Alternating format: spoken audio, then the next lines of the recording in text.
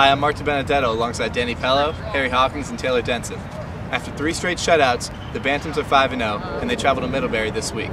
They hope to avoid a huge upset loss before their showdown with Amherst next weekend. TSN football coming at you! Already the show goes on all night till the morning. We dream so long. Anybody ever wonder when they would see the sun? Just remember when you come up, the show goes on. Alright, already the show goes on all night till the morning. We dream so long. Anybody ever wonder when they would see the sun? Just remember when you come up, the show goes on. My focus of the week is on the Trinity wide receivers.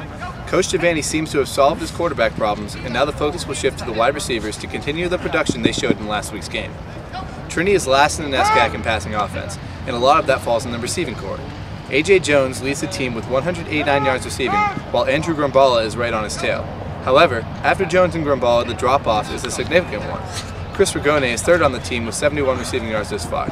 The Bantams will need their entire receiving corps to step up and contribute to add a second dimension to the Bantam offense. My focus of the game is keeping Middlebury to less than 200 yards passing.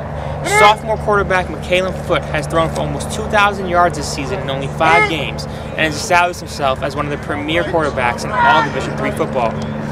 He has thrown for over 400 yards in each of his past 3 games, including a 412-yard, 5-touchdown performance against Bates last weekend. He is also an accurate passer, as he has thrown for 15 touchdowns and only 7 interceptions this season. The pressure will be on the defensive line to keep Foote on his toes throughout the game, as he is a powerful offensive weapon that must be contained early. Holding him to his season low in passing yards will go a long way in defending Trinity's winning streak. My focus of the week is Trinity avoiding a trap game. With a high-profile contest against Amherst 2 weeks away, a lot of people are already talking about that game, not the Bantams. They've all made clear that their focus is only on this game, especially because the last time the Bantams went 5-0 to start a year and went up to Middlebury, they lost. In fact, the Bantams have lost their last 2 contests at Middlebury. With Trinity's stout defense matched up against Middlebury's high-octane offense, it's going to be a great game for the Bantams, and they cannot afford to lose this one. My focus of the week is the Bantam secondary. After 3 straight shutouts, Trinity travels to Middlebury in a matchup of the NESCAC's best defense versus the conference's best offense. Trinity has yet to face a passing game as effective as Middlebury's, where QB Michaelan Foote is averaging 368 yards per game through the air. The Bantam secondary has played well so far in 2011, and they picked up their first 2 interceptions last week against Bowdoin. They will need to step it up in order to stop the explosive Panther passing game. Expect tight coverage this week, and expect the Bantams to leave Vermont with their 6th victory. My player to watch is wide receiver number 7, Andrew Grumbala.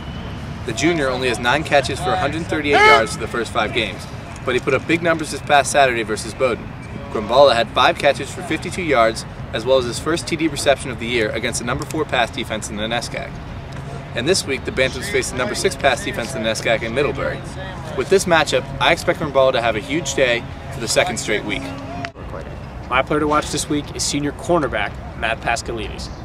Last week, in their win over Bowdoin, Pascalides had a huge interception in the 3rd quarter, which set up the touchdown that iced the game for the Bantams. This week, against a Middlebury passing attack, which is averaging over 400 yards a game, and top receiver Billy Chapman, who is averaging almost 99 yards per game, Pascalides is going to have a tough task in order to help contain that Panther offense.